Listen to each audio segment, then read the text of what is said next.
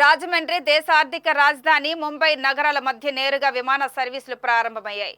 ముంబై నుంచి రాజమండ్రి విమానాశ్రయానికి చేరుకున్న తొలి డైరెక్ట్ ఇండిగో ఎయిర్ బస్సుకు ఎయిర్పోర్ట్ సిబ్బంది రన్వేపై నీటిని వెదజల్లుతూ స్వాగతం పలికారు. ప్రయాణ సమయం 1 గంట 50 నిమిషాలు అని ఎయిర్పోర్ట్ డైరెక్టర్ తెలిపారు. ఈ నెల 12న న్యూఢిల్లీకి కూడా రాజమండ్రి నుంచి డైరెక్ట్ ఫ్లైట్ ప్రారంభం కానుందని ఎయిర్పోర్ట్ డైరెక్టర్ వెల్లడించారు. కాగా తొలి సర్వీసుగా 120 మంది ప్రయాణికులతో ఇండిగో ఎయిర్ బస్ ముంబై వెళ్లింది. సినిమాటోగ్రఫీ శాఖ మంత్రి కందుల దుర్గేష్, పలువురు ఎమ్మెల్యేలు, ఇండిగో సంస్థ ప్రతినిధులు ప్రారంభోత్సవంలో పాల్గొన్నారు.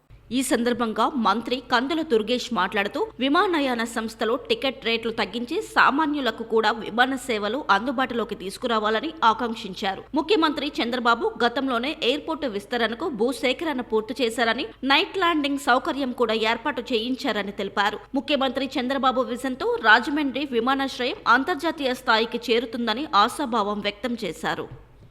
ఆంధ్రప్రదేశ్ రాష్ట్ర సాంస్కృతిక రాజధాని అయినటువంటి రాజమండ్రి నుంచి భారతదేశ వాణిజ్య రాజధాని అయినటువంటి ముంబైకి ఫ్లైట్ ఏర్పాటు చేయడం అనేది ఈ విమానయాన చరిత్రలో రాజమండ్రి వరకు ఇదొక శుభ ప్రారంభంగా చెప్పాలి.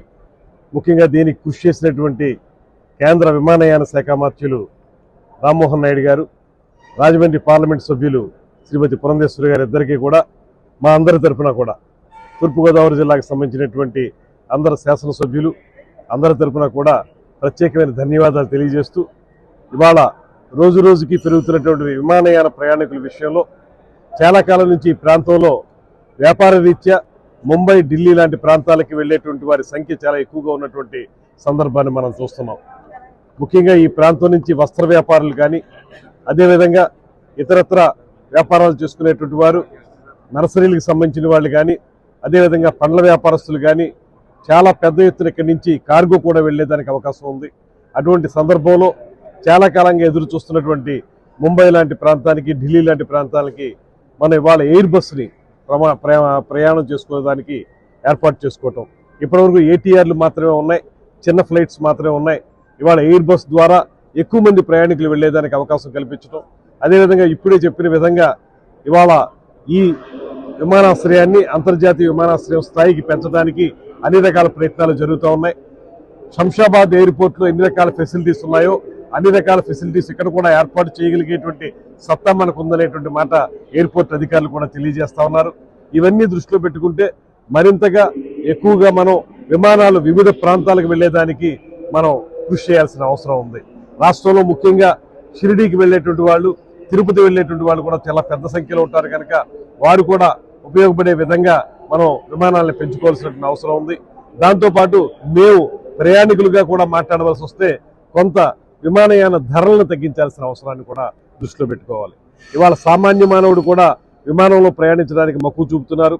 దానికి ప్రధానమైన కారణం ఒకటి, సమయం, తొందరగా వెళ్తాం గమ్యానికి అనేటువంటి విషయంతో వారు అందులో ప్రయాణం చేయాలనుకుంటున్నారు.